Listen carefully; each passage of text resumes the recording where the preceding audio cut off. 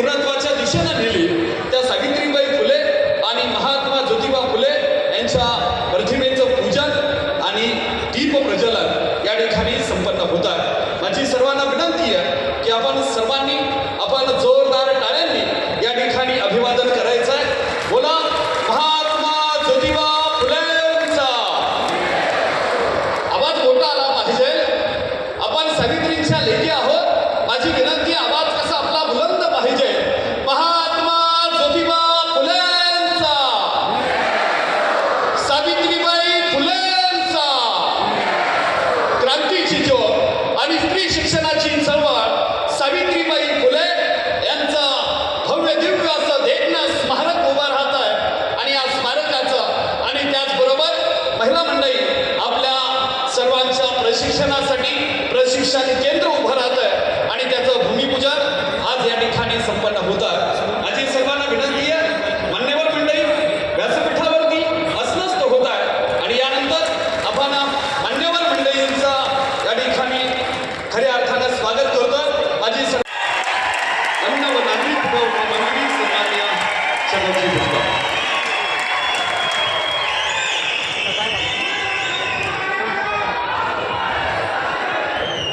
राज्याचे लाडके मुख्यमंत्री देवेंद्र फडणवीस उर्फ देवाभाऊ,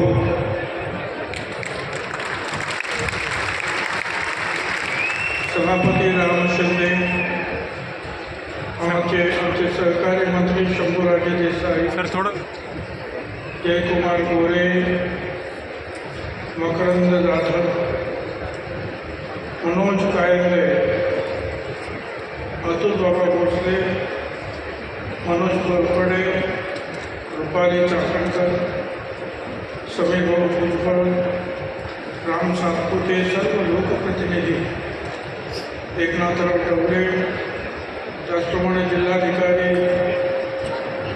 मुख्य कार्यकारी अधिकारी, संपूर्ण राज्यातून आलेले नागरिक, सरपंच, माध्यमाचे प्रतिनिधी,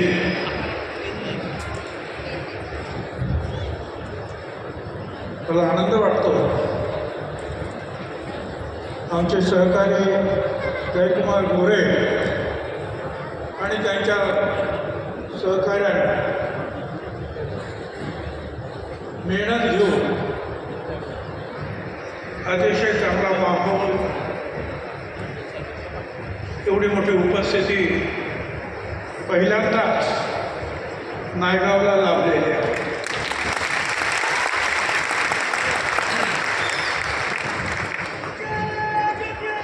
बरोबर 2 महिन्यापूर्वी 3 नोव्हेंबरला अचानक माझ्या हृदयाचं ऑपरेशन झालं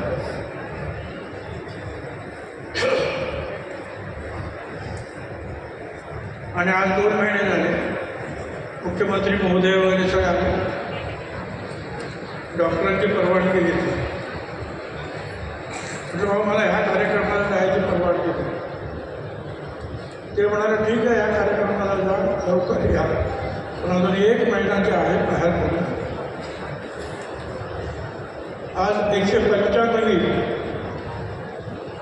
सावित्रीबाई फुल्यांची जयंती आहे। मी क्रांतीज्योती सावित्रीबाई फुले, महात्मा ज्योतिराव फुले त्यांना श्रद्धापूर्वक नमन करतो। 2 मिनिटं घेणार आहेत मुख्यमंत्री आपले। आज आपण एवढा मोठा कार्यक्रम केला, वेगवेगळ्या गोष्टी आता इथे स्मारक मोठं होत आहे, पण एक 25-30 वर्षापूर्वी अगोदर 93 सालामध्ये 1993ला फुले वाड्याचं राष्ट्रपतींनी लोकार्पण केल्यानंतर हरिभाऊ नरके माझ्याकडे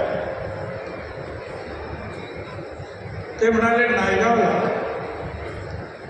सावित्रीबाई फुल्यांचा जन्म झाला, तिथे आपण काहीतरी केलं पाहिजे। मी त्यांना सांगितलं जाऊन तर बघा कुठे काय आहे. ते आले गावच्या मंडळींना जमवलं आणि ते घर वगैरे बघितलं. नंतर मी आलो. सगळ्या लोकांनी सांगितलं हो हेच इथेच सावित्रीबाईंचा जन्म झाला. आता म्हटलं जसं इतर घरं आहेत तसंच हे घरसुद्धा निर्माण झालं पाहिजे. मग त्या पद्धतीचे जे आहे आर्किटेक्ट शोधून त्यांना आपण कामाला लावलं. पैशाचा प्रश्न आला. त्यावेळेला मी उपमुख्यमंत्री होतो पण MLC होतो. त्यावेळेला वर्षाला काय 40-50 लाख रुपये मिळत असतो. त्यातही काही खर्च झाले होते. परत त्याचा नियम खूप होते. एवढे इथे खर्च करा, एवढे इथे खर्च करा, एवढे इथे. आता हे कसं करावं. चंद्रा अय्यंगार म्हणून फायनान्स सेक्रेटरी होत्या चंद्रा अय्यंगार. त्या म्हणाले भुजबळ साहेब हे आपण करायचं, तुम्हाला मी सगळ्या परवानगी मिळून. आणि मग कामाला सुरुवात झाली आणि त्याचं घर जे आहे उभं राहिलं. पवारसाहेब आणि त्यावेळेचा मुख्यमंत्री शिंदे आपले सुशीलकुमार यांनी उद्घाटन. सांगण्याचा उद्देश असा की त्यावेळेला 25-30 लाख रुपयाला सुद्धा आम्हाला अडचण येत होती. पण आता काय 150 कोटी रुपये त्या कामाचं भूमिपूजन झालं.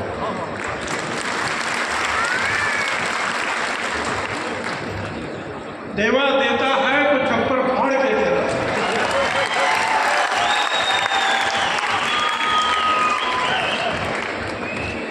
त्यामुळे आपल्या सगळ्यांच्या वतीने महात्मा ज्योतिराव फुले, सावित्रीबाई फुले, बाबासाहेब आंबेडकर या सगळ्यांचे शाहू महाराजांचे जे अनुयायी आहेत फॉलोअर्स आहेत त्या सगळ्यांच्या वतीनं मी मुख्यमंत्र्यांचं आणि मंत्र्यांचं मनपूर्वक त्यांचे मी आभार मानतो. मी अधिक बोलणार नाही. पण त्याच वेळेला मी विनंती करणार आहे साहेबांना. पुण्याचं फुलेवाड्याचं काम जे आहे ते जरा रेंगाळलं. त्याला जरा जास्तीत जरा स्पीड द्यायला पाहिजे. दुसरी गोष्ट 11 एप्रिल 2027ला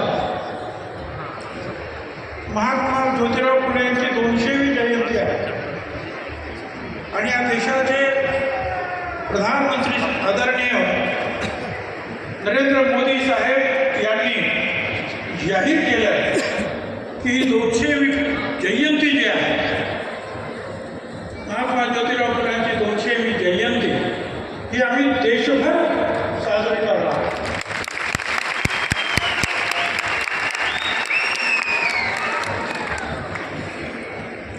दीड 2 वर्ष आहे. मुख्यमंत्री महोदय सुद्धा ज्या अर्थी प्रधानमंत्री महोदय घोषणा करतात त्या अर्थी महाराष्ट्र सरकार सुद्धा त्या बाबतीमध्ये हालचाल करेल. विनंती आहे मुख्यमंत्री महोदय, कालीनाला एक बिल्डिंग उभी राहिलेली आहे इंडिया बुल्सच्या मार्फत. दिलीप वळसे पाटील त्यावेळेला त्या खात्याचे मंत्री असताना शिक्षण मंत्री होते की काय, त्यांनी सांगितलं की फुले शाहू आंबेडकर यांच्या नावानं एक इंटरनॅशनल लायब्ररी आपण उभी करू. आणि मग त्यावेळेला बाकीचं मी काय सांगतो, पण त्यावेळेला मग त्याप्रमाणे जे आहे आम्ही योजना केली आणि ती इमारत जवळपास पूर्ण झाली. या 200वी जयंतीचा जो कार्यक्रम आहे त्याच्यामध्ये आपल्याला हा कार्यक्रम घेता आहे.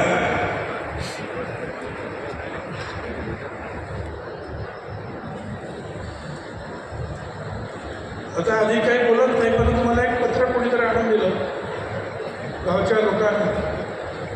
या नायगावचं नाव क्रांतिज्योती सावित्रीनगर ठेवा.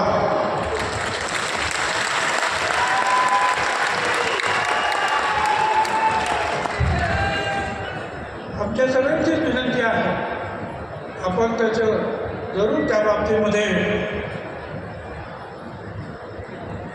कार्यवाही करावी. बाकीचे पालकमंत्री आणि आपण सगळे माझी खात्री आहे की त्याला पाठिंबा द्या.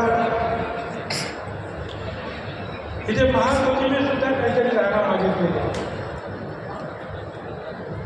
NDAची जी आहे पूर्वतयारी करण्यासाठी 200 मुलींची, ते सगळं झालेलं आहे. थोडंसं काहीतरी अडकलेलं आहे. जिल्हा परिषदेने ते पाहून घ्यावं. 5 एकरामध्ये आपण पर्यटन मंत्री असताना तिथे छोटे छोटे जे बंगले उभे केलेले आहेत. हां,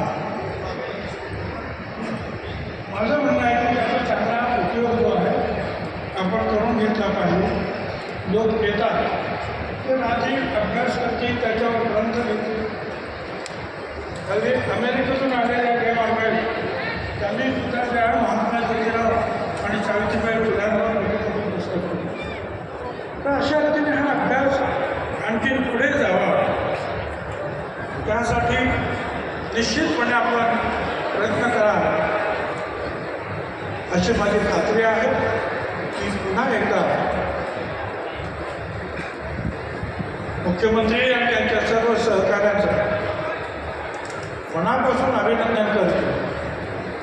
त्यांची मी परवानगी घेतलेली आहे लवकर जाण्यासाठी.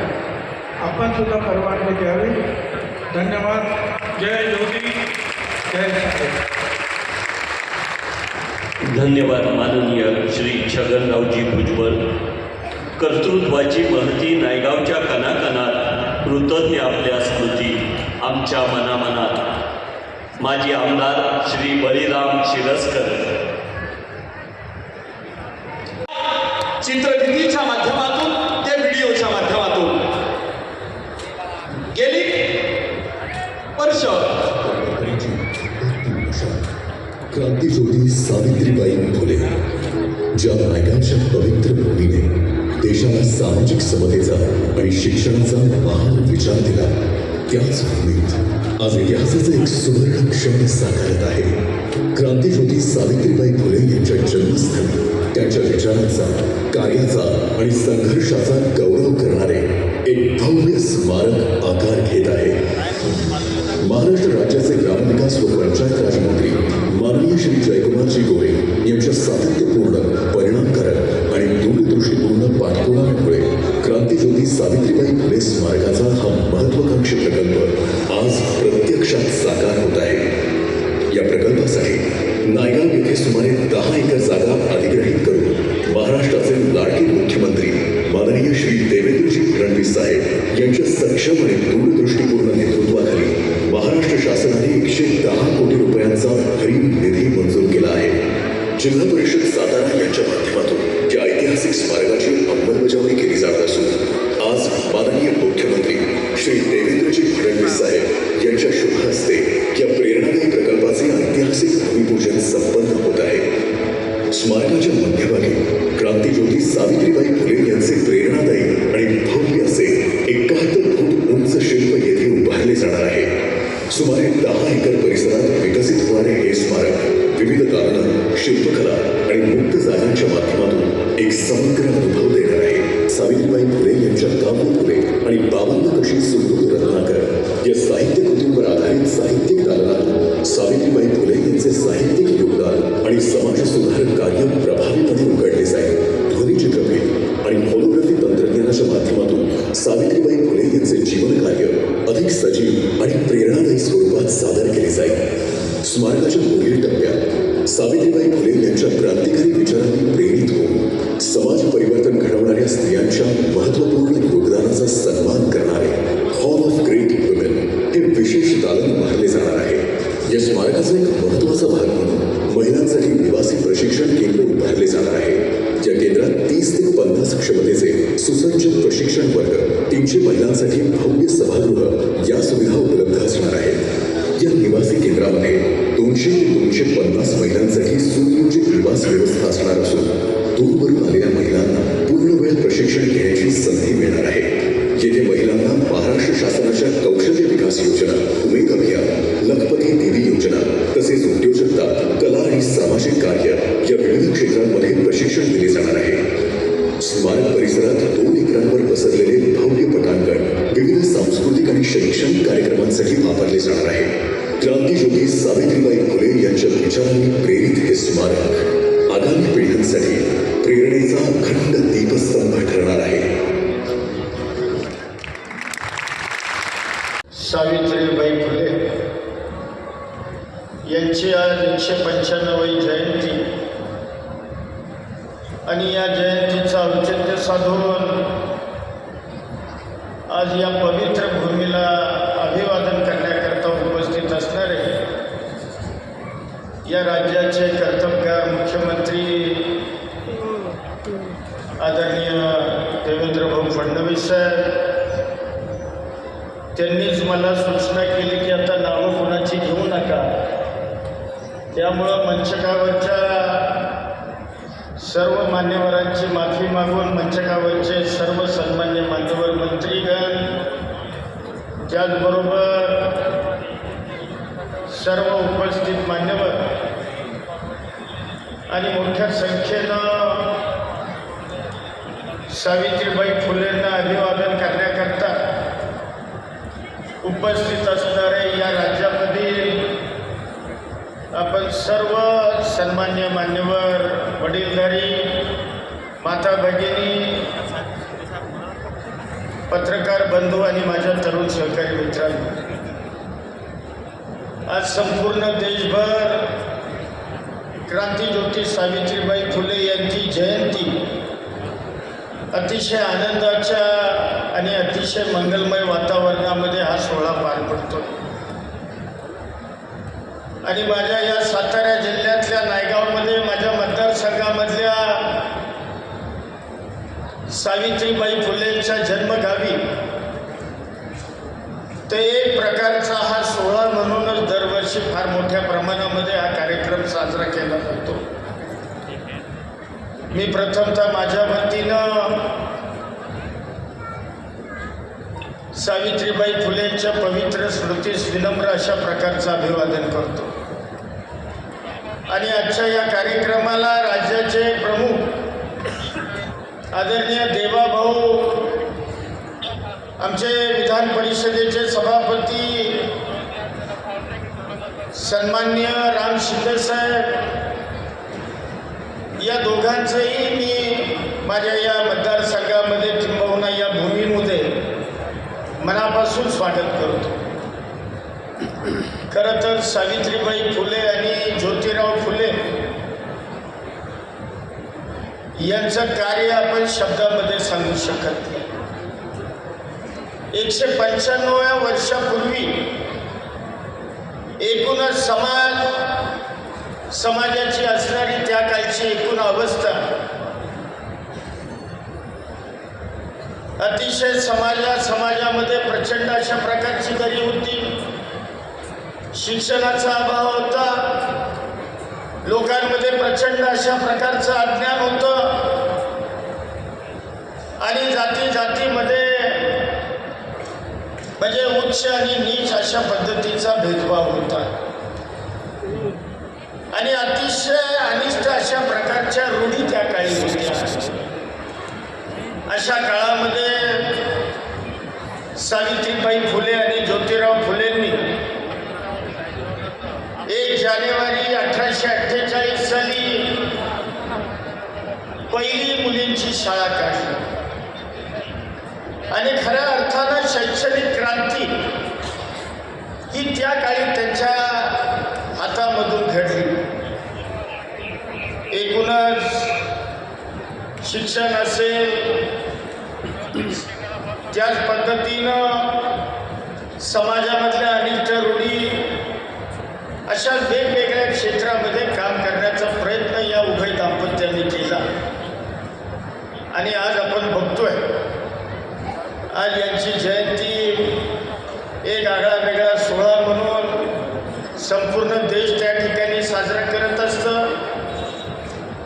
मी तर खरं तर देवाभाऊंचे आभार मानले की आज आपण हे तब्बल 143 कोटी रुपयांचं छानपैकी आराखडा नायगावचा तयार केला आहे. सातत्यानं या आराखड्याच्या संदर्भामध्ये आम्ही मंडळी पाठपुरावा करत होतो. सुदैवानं या जिल्ह्याचे सुपुत्र या राज्याचे ग्रामीण विकास मंत्री झाले आणि साहेब आपण राज्याचे मुख्यमंत्री अजितदादा उपमुख्यमंत्री, एकनाथ शिंदे साहेब उपमुख्यमंत्री. म्हणजे खरं तर या प्रकल्पाला चालना शिंदे साहेब मुख्यमंत्री आणि आपण दोघं उपमुख्यमंत्री असताना झाली. परंतु आज खऱ्या अर्थानं हा प्रकल्प या ठिकाणी साकारला जातोय. त्याचं भूमिपूजन आज आपले शुभ हस्ते या भूमीमध्ये पार पडतंय. याचा आनंद साहेब हा आमच्यासारख्या कार्यकर्त्याला फार मोठ्या प्रमाणामध्ये. माझी फक्त एवढीच आपल्याला विनंती आहे की क्रांती ज्योतींचं या शैक्षणिक क्षेत्रातलं कार्य बघून माझी आपल्याला कळकळीची विनंती आहे की ग्रामीण महाराष्ट्रामध्ये क्रांती ज्योतींच्या नावाला साजेस वेगवेगळ्या पद्धतीच्या शैक्षणिक संकुल या परिसरामध्ये निर्माण व्हावं आणि निश्चितपणानं खऱ्या अर्थानं ती सावित्रीबाईंना खऱ्या अर्थानं आदरांजली ठरेल असं मला या निमित्तानं सांगावंसं वाटतं. खरं तर साहेब हा खंडाळा तालुका पूर्वाश्रमीचा दुष्काळी तालुका, पिढ्याचा दुष्काळ या तालुक्याच्या माथी होता. परंतु आता या तालुक्याचं चित्र बदललं. या तालुक्यामध्ये एका बाजूला शेतीला पाणी आलं म्हणजे बलकवडीसारख्या धरणाची निर्मिती आपण केली आणि डोंगर फोडून बोगद्यातून आपण या तालुक्याला पाणी आणलं. देवघरचं पाणी आता या जिल्ह्यामध्ये खळाळायला लागलं. एका बाजूला औद्योगिकरण या तालुक्यामध्ये वाढीला लागलं. मी तर असं म्हणेन या इथून पुढं भविष्यामध्ये हा माझा खंडाळा तालुका या जिल्ह्यामधला सगळ्यात श्रीमंत तालुका म्हणून ओळखला जाईल. हे करत असताना जर नायगावमध्ये एक शैक्षणिक हब शासनाच्या माध्यमातून जर तयार झालं तर एक आगळं वेगळं काम हे आपल्या माध्यमातून त्या ठिकाणी घडेल एवढीच अपेक्षा या कार्यक्रमाच्या निमित्ताने व्यक्त करून पुन्हा एकदा क्रांती ज्योतींच्या पवित्र स्मृतीस आणि महात्मा ज्योतिराव फुलेंच्या पवित्र स्मृतीस विनम्र अभिवादन करून मी माझे 2 शब्द थांबवतो. जय हिंद, जय महाराष्ट्र. हॅलो, धन्यवाद. आणि यानंतर तुम्हा आम्हा सर्वांशी बोलताय ज्या नेतृत्वानं गेली 15 वर्ष या महाराष्ट्र स्मारकाचं स्वप्न आपल्या डोळ्यात पाहिलं आणि देवाभाऊंच्या साथीनं ते स्वप्न पूर्ण झालं. 146 कोटी रुपये त्या स्मारकाला मिळाले. ते या राज्याचे ग्रामविकास मंत्री सन्माननीय जयकुमार गोरेभाऊ बोलत आहेत. माझी विनंती आहे दोन्ही हात वरती करायचे, जोरदार ताली वाजवायची. आदरणीय जयकुमार गोरेभाऊ यांच्यासाठी.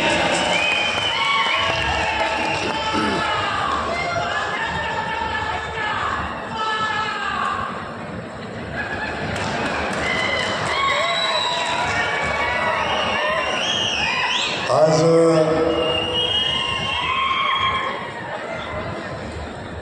सावित्री आईंच्या पवित्र नगरीमध्ये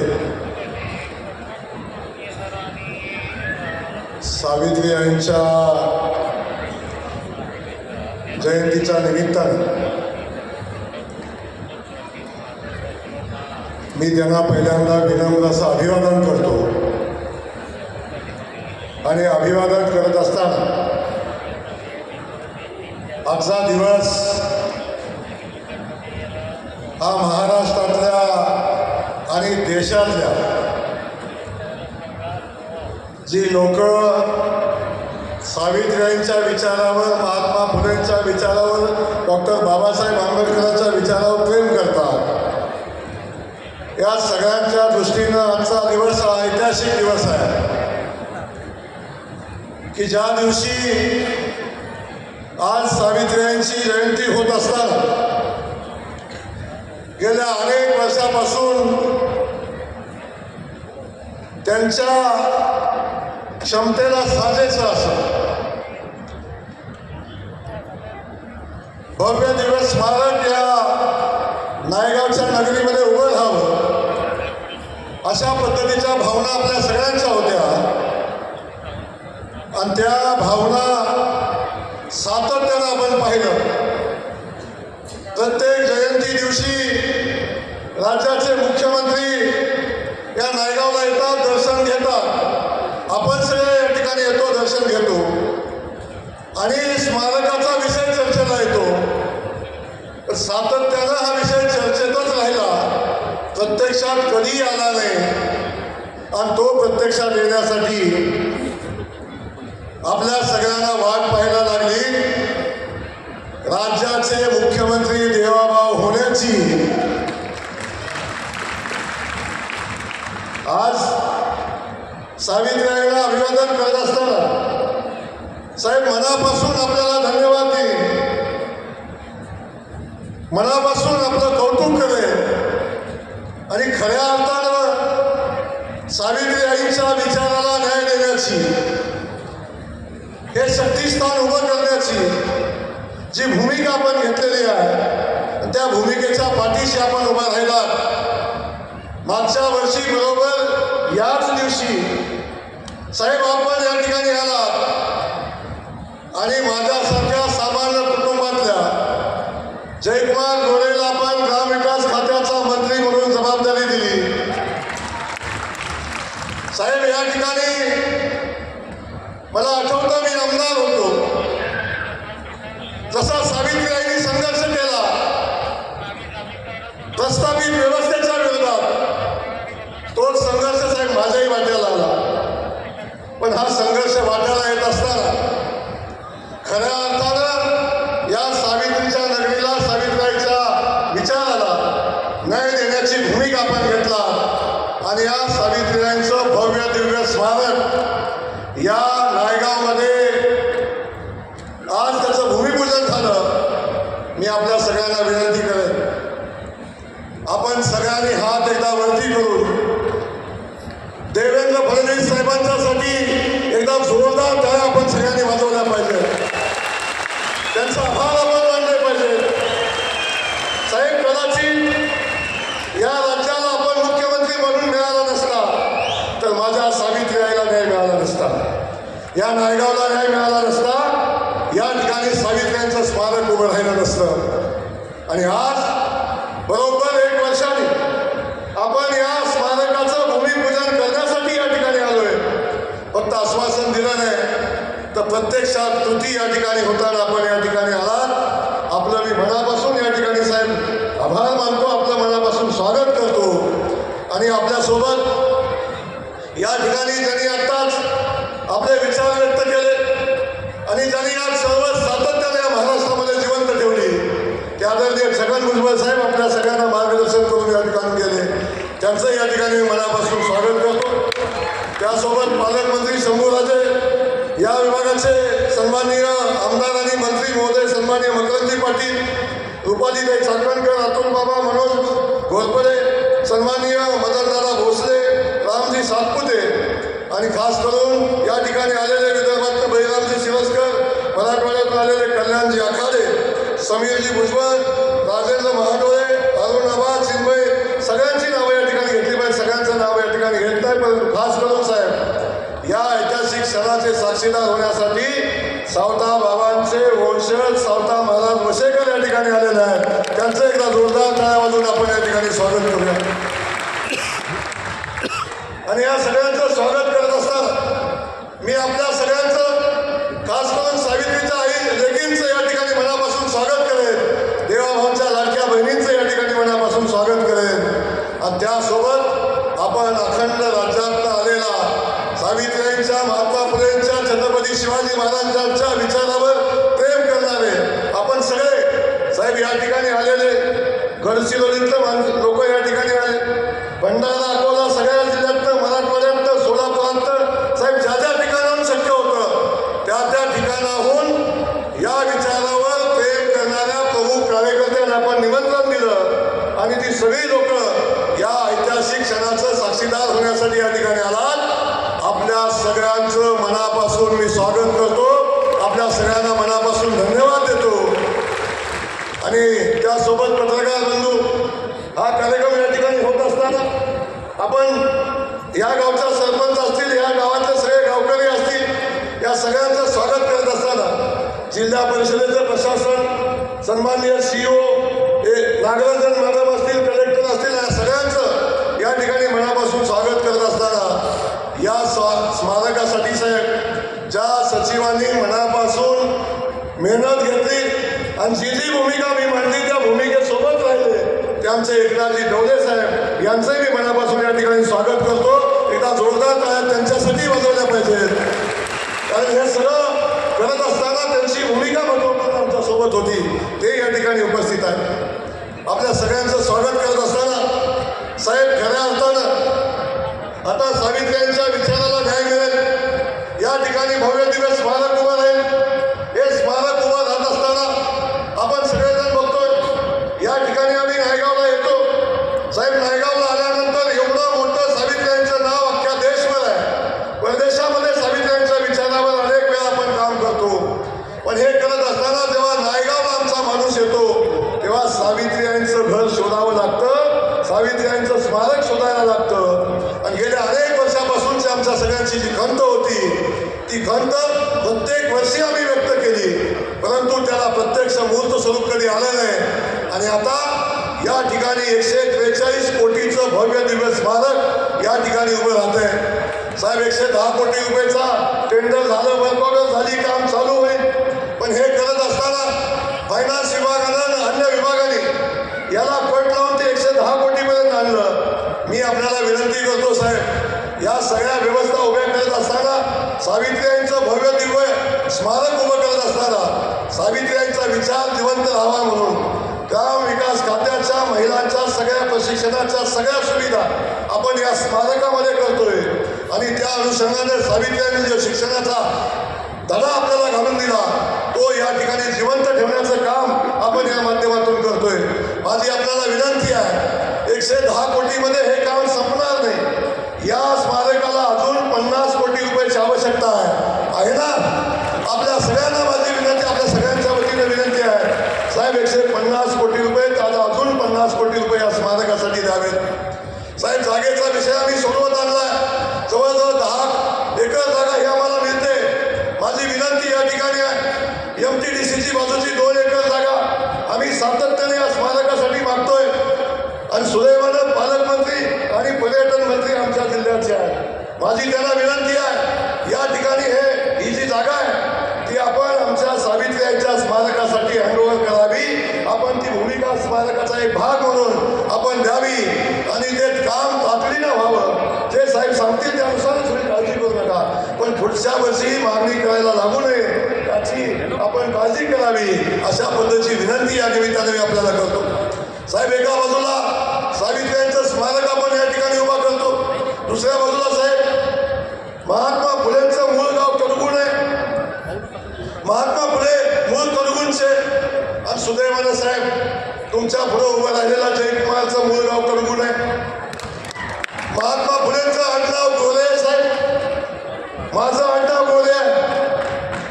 मी कोणाचं सांगत नाही साहेब, ते राजकारणाचा आणि समाजकारणाचा विषय नाही, परंतु जेव्हा आम्ही हे सगळं सांगतो साहेब तेव्हा जेव्हा महात्मा फुलेंचं मूळ गाव शोधायला अनेक इतिहासकार जातात, अनेक अभ्यासक जातात, तेव्हा कडगुणमध्ये गेलो तरी नायगावपेक्षा वेगळी परिस्थिती नाही. त्याही ठिकाणी महात्मा फुलेंचा मूळ गावामध्ये त्यांचं छोटंसं स्मारक असावं ही भावना सातत्यानं आपण मांडली. साहेब आता सुदैवानं तेही स्मारक जिल्हा परिषदेकडे आहे. आता त्यात तुम्हाला काही मागणार नाही.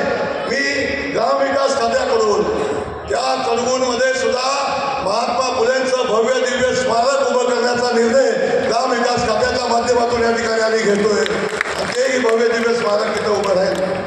साहेब त्या ठिकाणी आम्ही बघितलं या सगळ्या गोष्टी होत असताना छत्रपती शिवाजी महाराजांच्या विचारानं आम्ही पुढे जातो, डॉक्टर बाबासाहेब आंबेडकरांच्या विचारानं आम्ही पुढे जातो आणि हे सगळे विचार आम्ही पुढे घेऊन जात असताना आपण सातत्यानं पाहिले आमचे सगळे समाज बांधव असतील, जातीपातीच्या पलीकडे साहेब मी बोलतो, जातीपाती नगरणारं राजकारण आम्ही कधी केलं नाही, पण त्याच्या पुढे जाऊन मी आपल्याला सांगतो सगळ्यांची भव्य दिव्य स्मारकं उभी राहत असताना आमच्या सावता बाबांच्या स्मारकाचा विषय सातत्यानं पुढे आला. या ठिकाणी आपण बघतो सावता महाराजांचे वंशज या ठिकाणी आपल्या सगळ्यां सोबत या ठिकाणी सावता महाराज उपस्थित आहेत, वशेकर महाराज. पण आपण बघतो जेव्हा आम्ही आरणला जातो आणि सावता महाराजांचं स्मारक शोधतो साहेब, तेव्हा आम्हाला ते स्मारक शोधायला लागतं.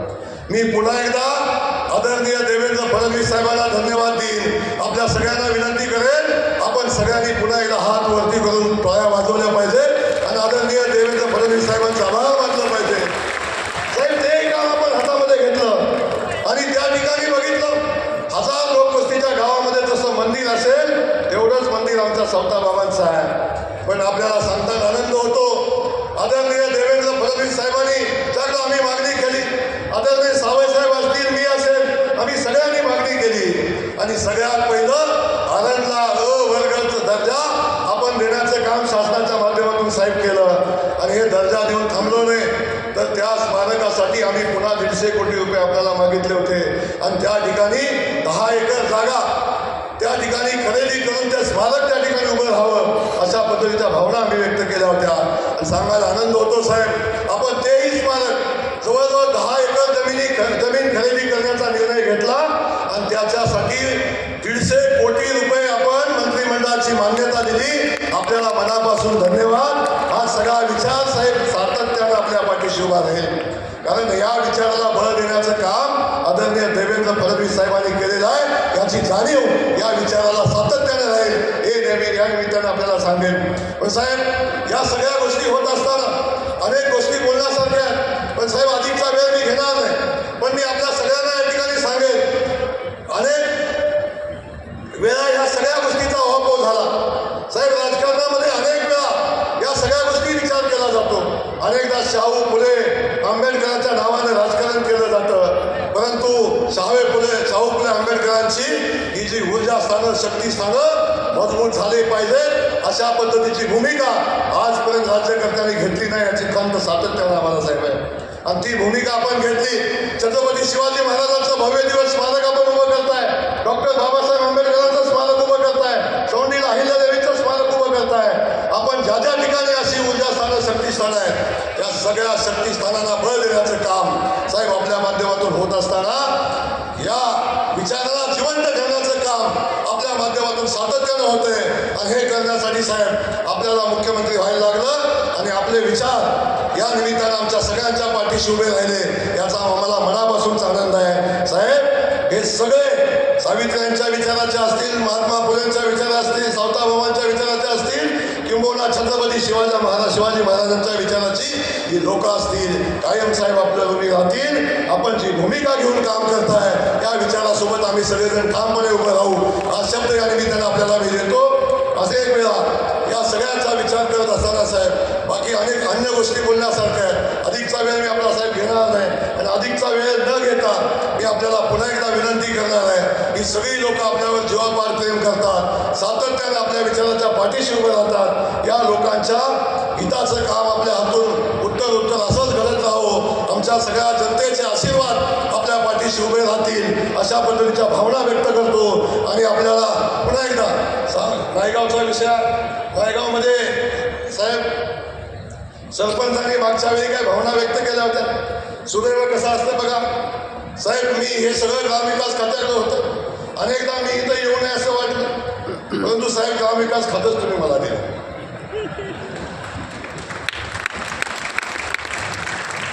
हा काळाचा महिमा असतो.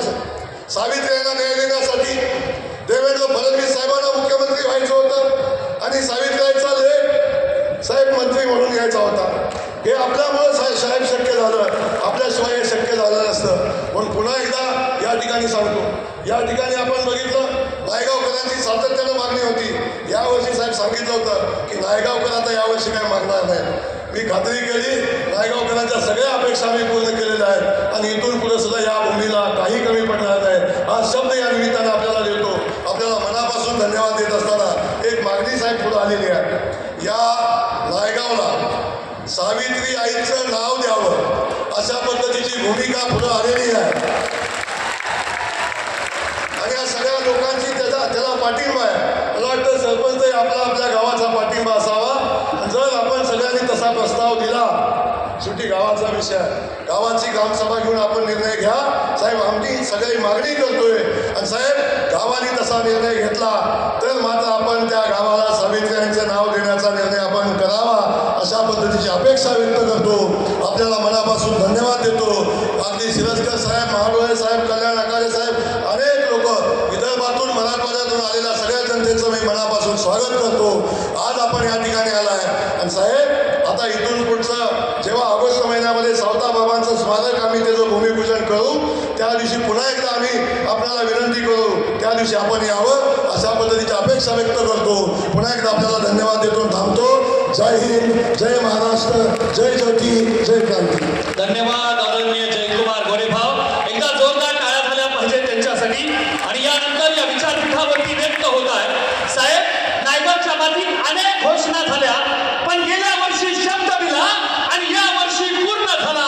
दिलेल्या शब्दाची वचनपूर्ती करणारा या महाराष्ट्राचा मुख्यमंत्री, लाडक्या बहिणींचा लाडका भाऊ आदरणीय देवेंद्र गंगाधरराव फडणवीस आदरणीय देवाभाऊ बोलतायत. माझी विनंती आहे दोन्ही हात वरती, जोरदार ताली आदरणीय देवेंद्रजी फडणवीस साहेबांसाठी. जय ज्योती, जय ज्योती. हिंदवी स्वराज्याचे सरसंस्थापक छत्रपती शिवरायांना मानाचा मुजरा करतो. भारतीय राज्यघटनेचे शिल्पकार भारतरत्न डॉक्टर बाबासाहेब आंबेडकर यांना मानवंदना अर्पित करतो. ज्यांनी खऱ्या अर्थानं रूढीवादाच्या विरोधात क्रांतीचं रणशिंग फुंकलं आणि समाजामध्ये समता तयार करण्याकरता एक मोठी व्यवस्था उभी केली. भारतरत्न डॉक्टर बाबासाहेब आंबेडकर देखील ज्यांना आपला गुरु मानतात असे क्रांतीसूर्य महात्मा ज्योतिराव फुले आणि क्रांतीज्योती सावित्रीबाई फुले यांच्या चरणी नतमस्तक होतो.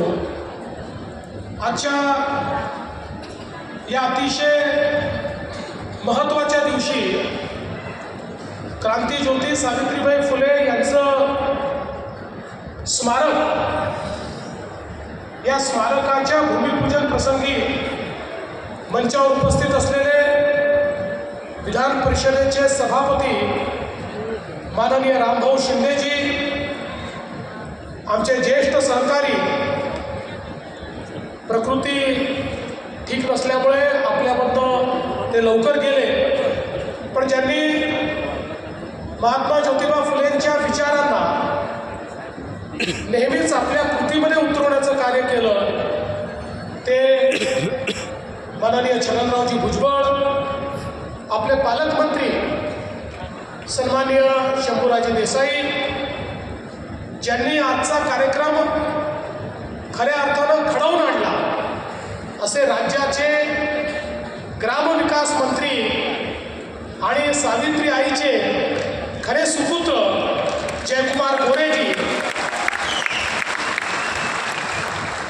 या भागाचे आमदार आणि राज्याचे मंत्री मकरंद आबा पाटीलजी, अतुलबाबा भोसलेजी, मनोजदादा घोरपडेजी, सचिनदादा पाटीलजी, रुपालीताई चाकणकर, समीर भुजबळजी, मदनदादा भोसले, रामजी सातपुते, धैर्यशीलजी कदम, विशेषतः या ठिकाणी उपस्थित हबप सावता महाराज बसेकर, हबप प्रभू महाराज माळी, कल्याणजी आखाडे, बळीरामजी शिरस्कार, स्वातीताई जमदाडे, आपल्या सरपंच, राजेंद्रजी महाडोळे, नवनाथजी पडळकर, एकनाथजी ढवले, संतोषजी पाटील, याशिनी नागराजन, तुषार दोशी, मंचावरील सर्व मान्यवर, या ठिकाणी सावित्रीच्या लेकी असलेल्या माझ्या सर्व लाडक्या बहिणी आणि उपस्थित सर्व माझ्या लाडक्या भावांनो, आज खऱ्या अर्थानं ज्यांनी या महाराष्ट्रामध्ये आणि या देशामध्ये स्त्री शिक्षणाची मुहूर्तमेढ ठेवून स्त्रियांना गुलामगिरी ज्ञानमातीच्या जोखडातनं मुक्त केलं, त्या ज्ञानज्योती क्रांतीज्योती सावित्रीबाई फुले यांच्या जयंतीच्या निमित्ताने मी त्यांना अतिशय विनम्र अशा प्रकारची आदरांजली व्यक्त करतो. आणि आज त्यांच्या जयंतीच्या निमित्ताने त्यांच्या जन्मगावी या स्मारकाचं भूमिपूजन करण्याची संधी मला मिळाली.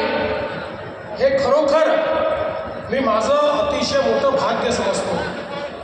आपण बघा, आपल्या समाजामध्ये जेव्हा जेव्हा रूढीवाद वाढला, विषमता वाढली, जातीवाद वाढला, मनुष्याने मनुष्याला मनुष्य समजणं बंद केलं, त्यावेळी आम्ही सामाजिक आर्थिक गुलामगिरीत गेलो आणि परकीय आक्रमकांनी आम्हाला गुलाम बनवलं.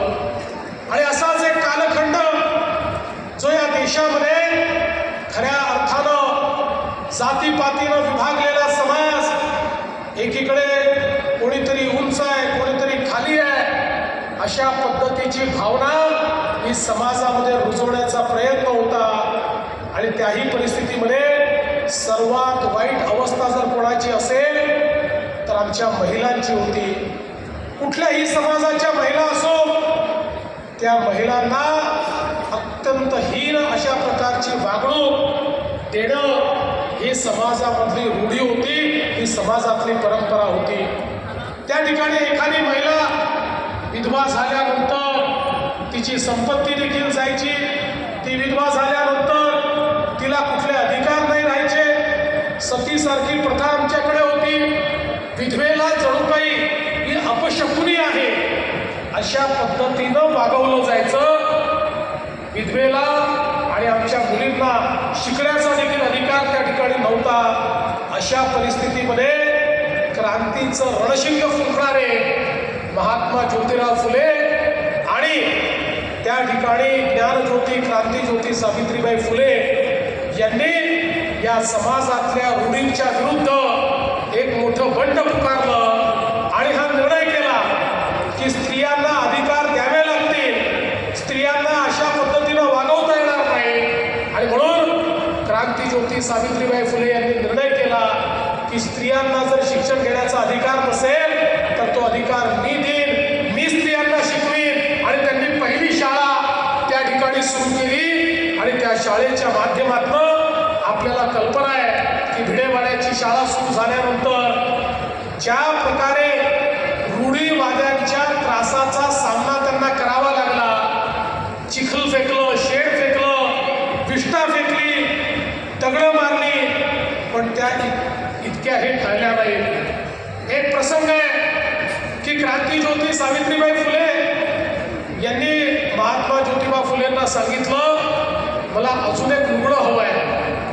त्यावेळी महात्मा फुलेंना आश्चर्य वाटलं, कारण त्या कधीच काही मागायच्या नाही आणि या नवीन लुगडं का मागतात. त्यावेळी कोणीतरी महात्मा ज्योतिबा फुलेंना सांगितलं की सावित्री आई जेव्हा रोज शाळेमध्ये जातात त्यावेळी त्यांच्यावर कोणी विष्ठा फेकतं, कोणी शेड फेकतं.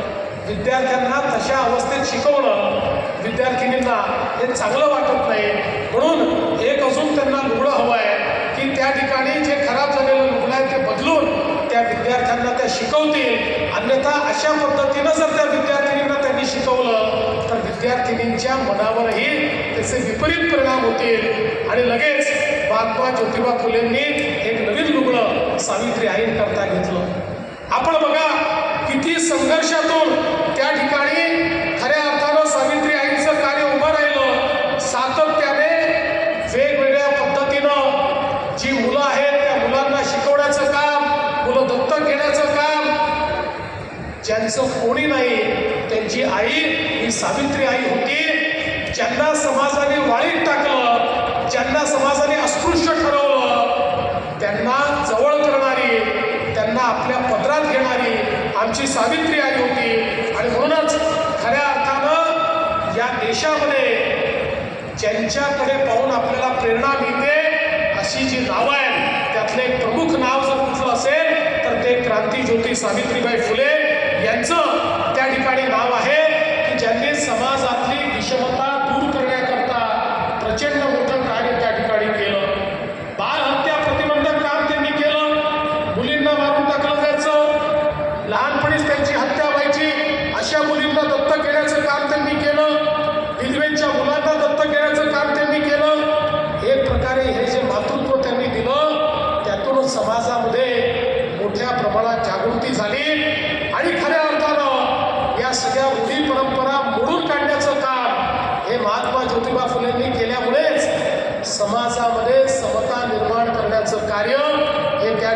मजबूत झालं, ते बळावलं. आणि म्हणूनच अशा प्रकारचे जे आमचे महनीय लोक आहेत, जे आमचे प्रेरणास्त्रोत आहेत, यांचं उचित स्मारक असलंच पाहिजे. हे स्मारक एकीकडे त्यांच्या कार्याची आठवण तर आपल्याला देतच, पण त्यासोबत लढण्याची प्रेरणाही देतं. जेव्हा जेव्हा समाजामध्ये विषमता तयार करण्याचा प्रयत्न होईल, जेव्हा जेव्हा आमच्या स्त्रियांना, आमच्या मुलींना त्या ठिकाणी दाबण्याचा प्रयत्न होईल, त्यावेळी या स्मारकातच क्रांतीची बीजं त्या ठिकाणी तयार होतील आणि समाजामध्ये हे करण्याची हिंमत देखील कोणी दाखवणार नाही. आणि म्हणून हे स्मारक या ठिकाणी तयार करण्याचा प्रयत्न आपण करतो. खरं म्हणजे मला या गोष्टीचा आनंद आहे. मागच्या वर्षी याच दिवशी मी या ठिकाणी आलो होतो आणि त्यावेळी सांगितलं होतं की 10 एकर जमीन ही आम्ही त्या ठिकाणी अधिग्रहित करू, त्याच्यावर मोठं स्मारक आम्ही तयार करू.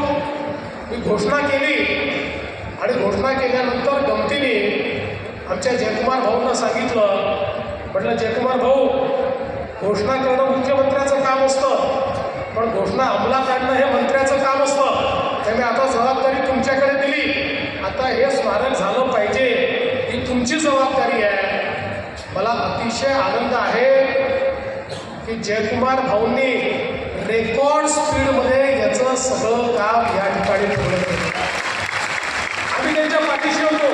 मी असेल, एकनाथराव शिंदेजी असतील, अजितदादा असतील, आम्ही सगळे आम्ही सांगितलं तुम्ही पुढे व्हा, आम्ही तुमच्या पाठीशी आहोत. पण हे मी देखील कबूल करतो की महाराष्ट्रामध्ये पहिल्यांदा असं झालं असेल की घोषणा केल्यानंतर 1 वर्षाच्या आत जागाही मिळाली, आराखडाही तयार झाला, आराखडाही मंजूर झाला, टेंडरही निघालं आणि कामाची सुरुवात देखील त्या ठिकाणी झाली. असं यापूर्वी कधी घडलं नव्हतं. खऱ्या अर्थानं ही जादू जर कोणी केली असेल तर ती आमच्या जयाभाऊंनी केली, हे मात्र या ठिकाणी मी मान्य केलं पाहिजे. ग्रामविकास मंत्री म्हणून जी जबाबदारी जयाभाऊंना आम्ही दिली, त्या जबाबदारीला सार्थ अशा प्रकारचं कार्य हे त्यांनी करून दाखवलं आहे. आणि आता केवळ स्मारक या ठिकाणी आपण करणार नाही आहोत, तर महिलांना अधिकारिता देण्याकरता, महिलांना सक्षम करण्याकरता ज्या ज्या गोष्टींची गरज आहे त्या सगळ्या गोष्टी या ठिकाणी असतील. त्याचं प्रशिक्षण या ठिकाणी असेल. आज आपल्या ग्रामविकास विभागाच्या माध्यमातून आपण निर्णय केला होता, ग्रामविकास आणि महिला बाल कल्याण मिळून आपल्या ज्या बहिणी आहेत, लाडक्या बहिणी आहेत, त्या लाडक्या बहिणींना केवळ लाडक्या बहिणी ठेवायचं नाही तर त्यांना लखपती दिदी करायचं. मला सांगताना आनंद वाटतो की या महाराष्ट्रामध्ये 50 लाखपेक्षा जास्त लखपती दिदी या आपण केल्या आहेत. आता यावर्षी 1 कोटीपर्यंत आपण पोहोचू आणि या सातारा जिल्ह्यामध्ये देखील आमच्या 1.5 लाख लाडक्या बहिणी आता केवळ लाडक्या बहिणी राहिलेल्या नाहीत, तर त्या खऱ्या अर्थानं लखपती दिदी आता या ठिकाणी झालेल्या आहेत. त्यामुळे सावित्री आईंचं जे स्वप्न आहे, आज या कार्यक्रमाकरता विदर्भातले आमच्या भगिनी आणि बंधू आले आहेत, मराठवाड्यातून आले आहेत, उत्तर महाराष्ट्र आले आहेत, पश्चिम महाराष्ट्रातून आले आहेत, कोकणातून आले आहेत. या सगळ्या लाडक्या बहिणींना सक्षम करणं ही खऱ्या अर्थानं आमची जबाबदारी आहे. आणि म्हणूनच ज्या क्रांतीज्योती सावित्रीबाई फुलेंनी स्त्री शिक्षणाची मुहूर्तमेढ ठेवली, ज्यावेळी आम्ही हा निर्णय केला की आमच्या मुलींना उच्च शिक्षण हे मोफत दिलं गेलं पाहिजे आणि ते मोफत देण्याचा निर्णय घेतल्यानंतर त्या योजनेचं नाव आम्ही जर काही ठेवलं असेल तर ते क्रांतीज्योती सावित्रीबाई फुले यांच्या नावानं आम्ही ते ठेवलं. आज माझ्या महाराष्ट्रातल्या मुली उच्च शिक्षण हे मोफत घेत आहेत, ते सावित्री आईंच्या नावानं घेत आहेत, हे सांगताना मला आनंद वाटतो. आणि या निमित्ताने खऱ्या अर्थानं सावता महाराजांचं जे गाव आहे अरण, त्या ठिकाणी देखील आपण विकास आराखडा तयार केला आहे. त्याचंही काम आपण चालू करतो. त्याही ठिकाणी मोठ्या प्रमाणात जे काही आपल्याला एक भव्य दिव्य अशा प्रकारची व्यवस्था उभी करायची आहे, ती व्यवस्था देखील पुढच्या काळामध्ये आपण निश्चितपणे उभं करणार आहोत. आणि हे सगळं करत असताना मला हे देखील सांगितलं पाहिजे की शेवटी महात्मा ज्योतिबा फुलेंनी समाजाला मोकळा श्वास घ्यायला शिकवलं. आणि म्हणूनच ज्यावेळी या महाराष्ट्रामध्ये आम्ही निर्णय केला की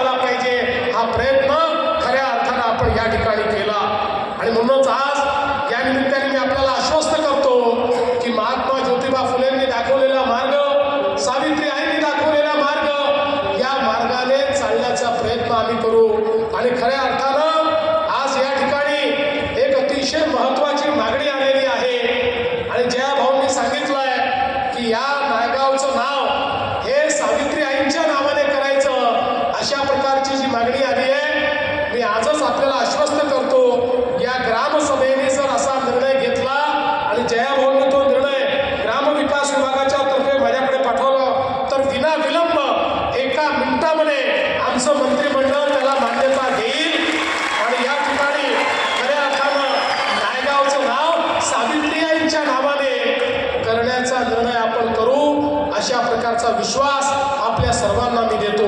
पुन्हा एकदा आपण दुरून इतक्या गावोगावून या ठिकाणी आला त्याबद्दल आपल्या सर्वांचं स्वागत करतो. या यंत्रणेमध्ये आमचे जिल्हाधिकारी असतील, आमचे CEO असतील, विशेषतः ग्रामविकास विभागाचे सचिव असतील, आमचे सर्व मंत्रिमंडळातले सहकारी असतील, या सगळ्यांनी जी मोलाची साथ हे स्मारक करण्याकरता या ठिकाणी जयाभावना दिली आहे, त्या सगळ्यांचं अतिशय मनापासून अभिनंदन करतो. विशेषतः